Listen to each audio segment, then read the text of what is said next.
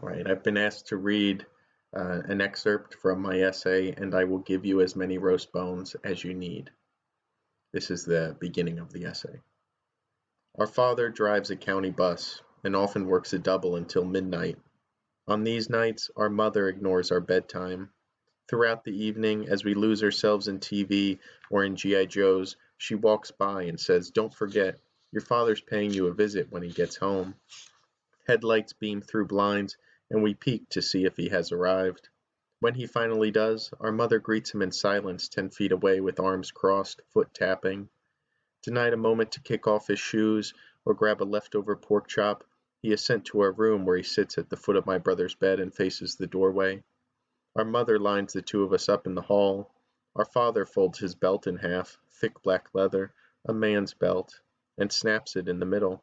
We flinch with each crack. One at a time, from best to worst behaved, we enter.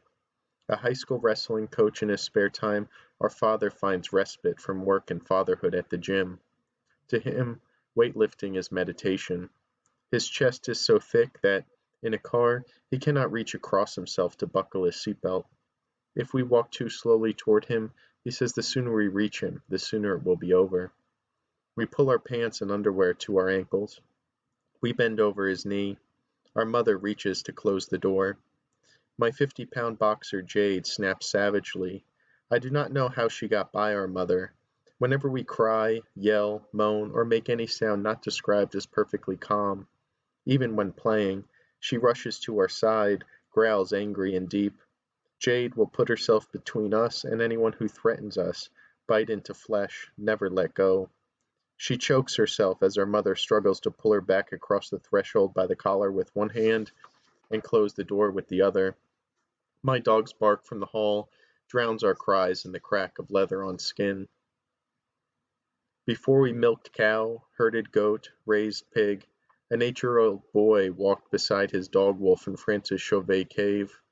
Before we planted rice, cultivated barley, grew corn stalks, a balding man and a slender woman were purposefully entombed with their dog under a basalt slab. Our relationship began thousands of years ago in the Pleistocene period. For perspective, mastodons, saber-toothed tigers, and woolly mammoths roamed the earth. The proto-dog tracked and harassed larger animals, steered them into our stone axes and spears. We had yet to invent even the bow and arrow. We exist today because of the dog. Man's best friend enabled us to outhunt our main competitor, the Neanderthal, to outhunt everything, to butcher countless species into extinction, to butcher ourselves. Our conquest of the dog ignited our conquest of nature. A quote from Kipling. Out in the wet wild woods, all the wild animals gathered together where they could see the light of the fire a long way off, and they wondered what it meant.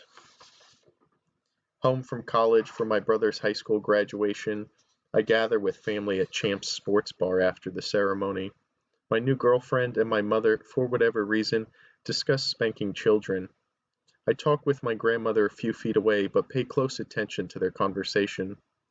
Carrie, we never really hit, my mother says. You know, she's a girl. Timmy, we hit a few times, not much.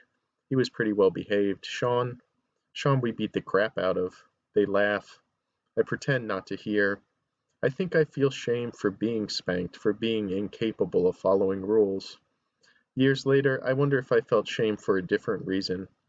There is that image most boys wish to fashion themselves as, the tough guy, the rebel, the lone wolf. I felt shame because the spanking tamed me, and that taming was shared with my girlfriend. As I near 30, my father tells me over the phone how, as a child, I refused to listen. My brother and sister could be bribed, not me. He says he realizes this was a good thing. He wishes they had my stubbornness. He wishes they had learned, like me, you must hurt to get what you want. He laughs, says he should have hit him more. Maybe they'd have their lives together and not bother me for money. He says he failed them as a father. A quote from Krista Wolf.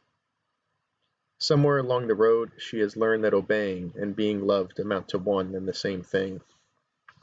Thank you.